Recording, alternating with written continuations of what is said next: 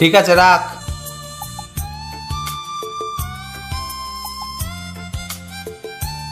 কাকাই, আজ তো দোল, একটু রং মাখাই। না না, এখন আমি বেরোচ্ছি, এখন রং ফং মাখবো না। দূর বাবা, ভালোই লাগে না। সে কি, ও তখন থেকে এখানেই বসে আছে?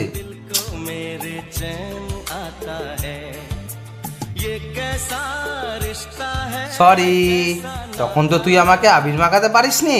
চ, এখন দুজন মিলে আবির খেলবো। রাগ হয়েছে মনে হয়। হ্যাপি হোলি।